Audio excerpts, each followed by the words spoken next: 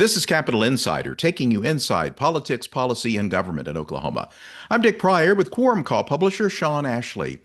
The state's new fiscal year began July 1st, so we now have a full view of the state's tax revenue for the just completed 2025 fiscal year. Sean, what do those numbers tell us?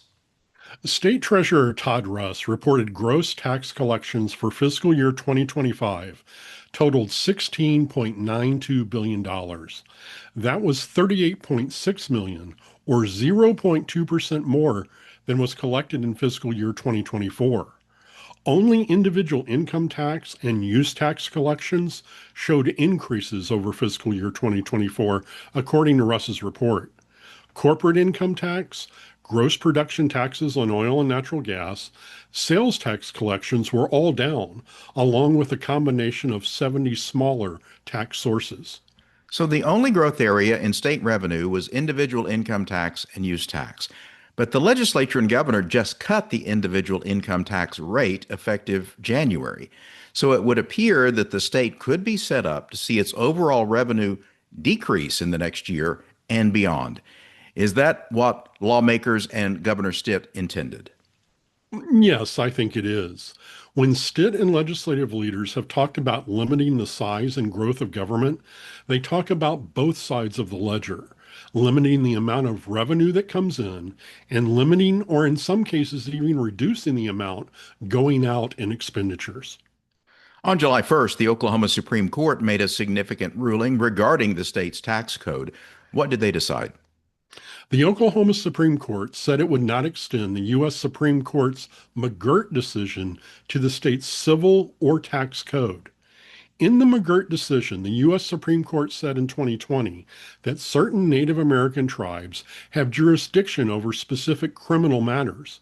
In the case that was before the Oklahoma Supreme Court, a tribal member argued McGirt should be applied to an Oklahoma Tax Commission administrative rule that exempts tribal members who live on tribal land and work for tribal entities from the state individual income tax.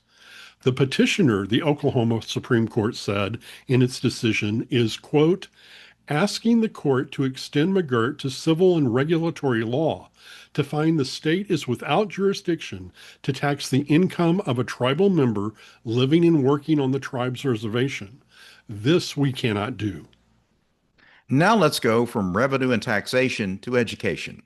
State Superintendent Ryan Walters made some news with a couple of announcements. What does he want to do now?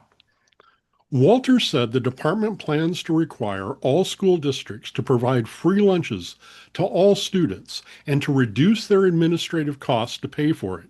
He also announced a plan to require teachers coming into Oklahoma from other states to be evaluated on their knowledge of the U.S. Constitution, their understanding of American exceptionalism, and their grasp of fundamental biological differences between boys and girls. And who develops the criteria for determining just exactly whether they are up to speed on all of that?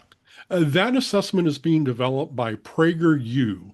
Now, that's the distribution platform for Dennis Prager, the conservative talk show host and author who Walters appointed to the Executive Review Committee for the new social studies standards that were approved earlier this year. Superintendent Walters has already received blowback from a leading lawmaker on education matters, former teacher Dick Lowe, who was chair of the House Education Committee. What is Lowe's response? Regarding the lunch proposal, Lowe said Walters does not have the constitutional or legal authority to direct how individual school districts allocate their budgets. He said this attempt to overstep the authority of Walters' office is a threat to the independent decision-making power of Oklahoma school districts, and he said it was nothing more than an empty threat. Lowe added that those kind of changes have to be implemented by the legislature, and that in this case it would be an unfunded mandate.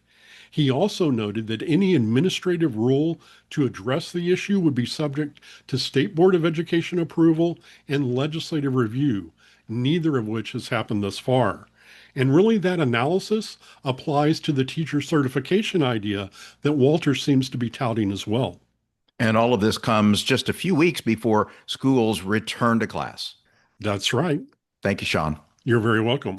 For more information, go to quorumcall.online. You can find video of Capital Insider segments on the KGOU YouTube channel. Audio and transcripts are at kgou.org. And look for Capital Insider where you get podcasts. Until next time with Sean Ashley, I'm Dick Pryor.